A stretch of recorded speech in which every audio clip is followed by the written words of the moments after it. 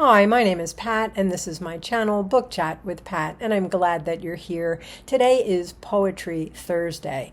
About maybe a month ago, I put out a call for requests of poets or topics or themes that people would like to see me cover in future Poetry Thursday episodes. So in today's episode, I'm going to be responding to one of those requests. This was a request for poetry about colors. The person requesting this asked for a rainbow of poetry focused on different colors, and I had a great deal of fun putting this one together. So without further ado, here is some poetry of colors. First, I'm going to read Colors Passing Through Us by Marge Piercy. Purple as tulips in May, mauve into lush velvet, purple as the stain blackberries leave on the lips, on the hands, the purple of ripe grapes, sunlit and warm as flesh. Every day I will give you a color, like a new flower in a bud vase on your desk. Every day I will paint you as women color each other with henna on hands and on feet. Red as henna, as cinnamon, as coals after the fire is banked. The cardinal in the feeder, the roses tumbling on the arbor, their weight bending the wood, the red of the syrup I make from petals. Orange as the perfumed fruit hanging their globes on the glossy tree. Orange as pumpkins in the field. Orange as butterfly weed and the monarchs who come to eat it. Orange as my cat running lithe through the high grass. Yellow as a goat's wise and wicked eyes. Yellow as a hill of daffodils. Yellow as dandelions by the highway. Yellow as butter and egg yolks. Yellow as a school bus stopping you. Yellow as a slicker in a downpour. Here is my bouquet. Here is a sing-song of all the things you make me think of. Here is oblique praise for the height and depth of you, and the width, too. Here is my box of new crayons at your feet. Green as mint jelly, green as a frog on a lily pad, twanging the green of cos lettuce upright, about to bolt into opulent towers, green as grand chartreuse in a clear glass, green as wine bottles. Blue as cornflowers, delphiniums, bachelor's buttons, blue as Roquefort, blue as saga, blue as still water, blue as the eyes of a Siamese cat, blue as shadows on new snow, as a spring azure sipping from a puddle on the blacktop.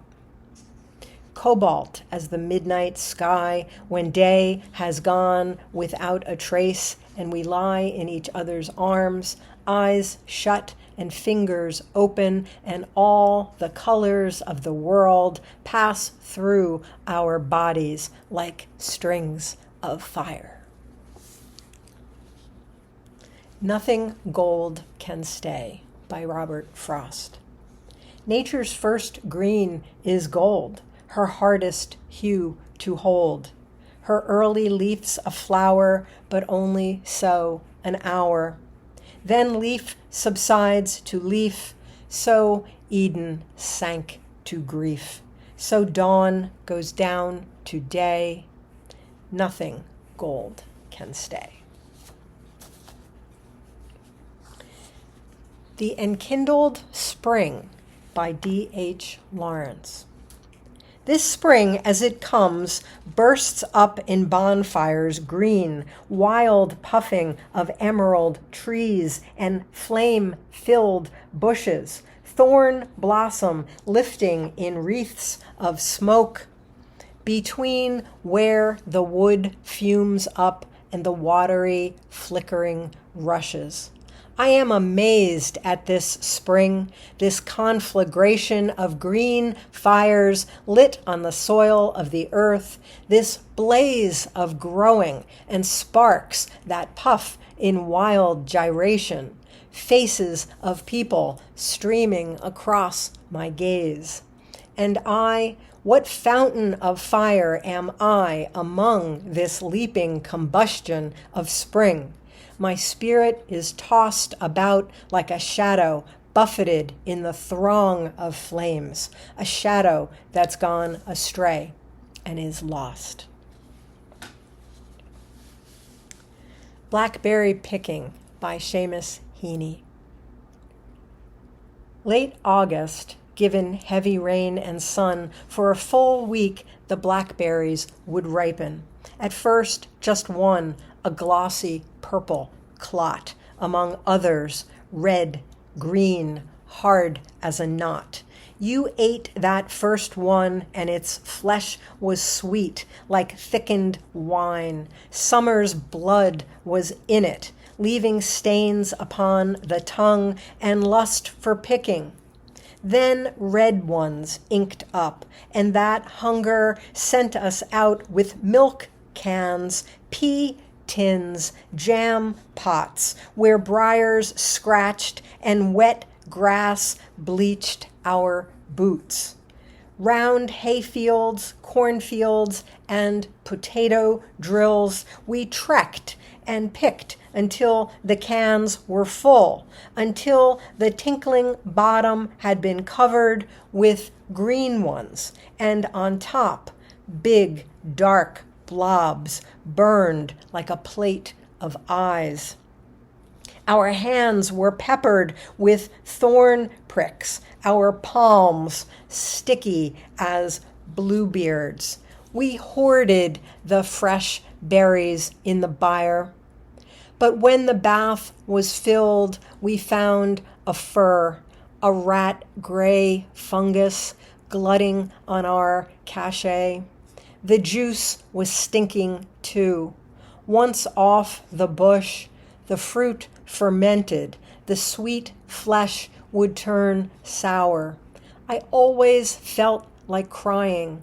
It wasn't fair that all the lovely canfuls smelt of rot.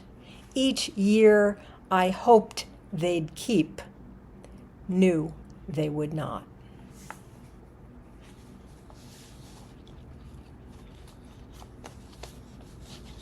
And this is one by Emily Dickinson. Nature rarer uses yellow than another hue. Saves she all of that for sunsets, prodigal of blue.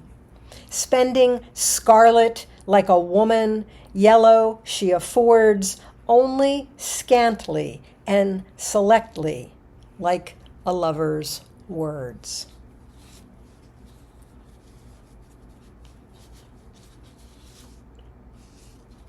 The Harbor by Carl Sandburg. Passing through huddled and ugly walls, by doorways where women haggard looked from their hunger-deep eyes, haunted with shadows of hunger hands, out from the huddled and ugly walls, I came sudden at the city's edge on a blue burst of lake.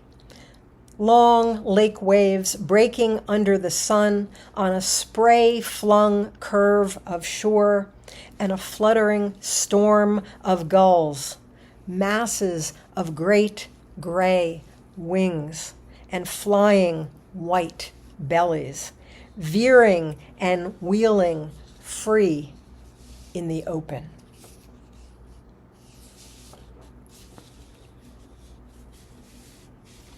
Sea Violet by H.D. The white violet is scented on its stalk. The sea violet, fragile as agate, lies fronting all the wind among the torn shells on the sand bank. The greater blue violets flutter on the hill, but who would change for these? Who would change for these one root of the white sort? Violet, your grasp is frail on the edge of the sand hill, but you catch the light. Frost, a star edges with its fire.